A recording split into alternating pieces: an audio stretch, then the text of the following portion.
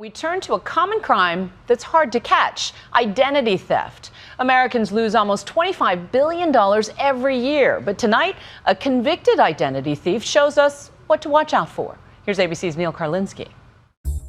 So see, out-of-state plate. Yeah. So we're probably going to hit that car. It's easy to get into without somebody seeing. You're in the back seat of a car for a guided tour.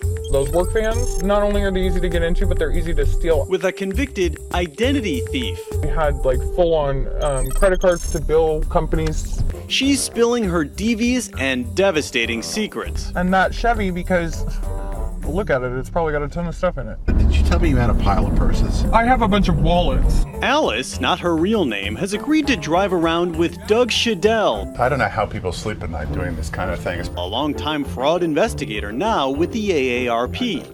Here we have any kind of fraud scam you can possibly imagine. After years chasing identity thieves and con artists, he decided to do something it seemed no one else had tried, asking the convicted bad guys themselves to show him how they do it. To his surprise, many love to talk.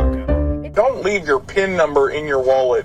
She knew where all the places were to go, how long they were going to be gone, the easiest car to break into. They stole $900,000 in the last 3-month run that she was doing. Wow. She had a little group of people, one guy who could make IDs, another guy who knew how to swipe all the laptops and put them up on the cloud. It was quite a little posse of ID thieves. And it is a maddening problem affecting more than 16 million Americans every year to the tune of $24.7 billion.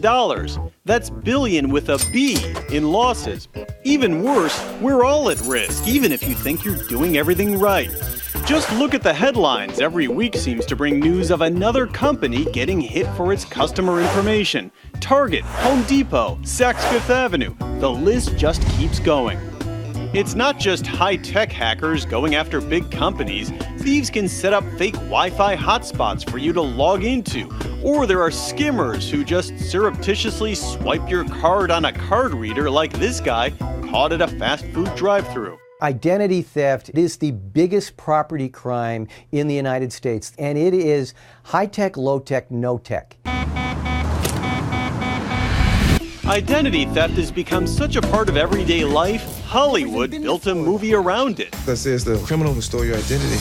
Oof. With Melissa McCarthy playing the title role in Identity Thief and running up a scorching tab in someone else's name. Not even sure where to even start. It's a lot less funny in real life. The day the movie came out, Amy Krebs discovered she was a victim. I will never forget that feeling. You're looking at your credit report. I'm scrolling down. My name's not that name. I don't live at that address. I don't work at those employers. I don't have accounts at these companies. The battle she has waged to reclaim her name, her good credit, everything now covers her dining room table. Utility companies were very popular. We have stores where goods were purchased online. Really, there's no threshold for what a criminal with your social security number will go. When someone's identity is stolen, what primarily does the thief want to do with it? What they're trying to do is use your good credit worthiness for themselves. Most of the time what they're doing is taking over your existing accounts and using them to buy stuff for themselves, and then they either fence it or they sell it or whatever. In the case of our thief, Alice, some of her favorite targets, simple stuff, often right out in the open, just sitting on a car seat. Yeah. And backpacks, oh my God, the backpack is like, come break my car window. What does a backpack have in it? Usually a laptop and stuff like that, but it's just full of goodies. Full of goodies. It just always is. Even easier and less risky, a sort of thieves' shopping aisle, available in every town. I'll hit mailboxes. It's compulsive now. And I will walk up to the house and take mail out of the mailbox that's attached to your house. Because I don't look like I'm a criminal. She's really an astute observer of human behavior. Yes. Yes. I think that's what con artists have in common. The capacity to put yourself inside the mind of the other person long enough. It's like casing the joint. They're casing your brain in a sense. And so they all have that. What they don't have is the sympathetic aspect of empathy. To not steal from you.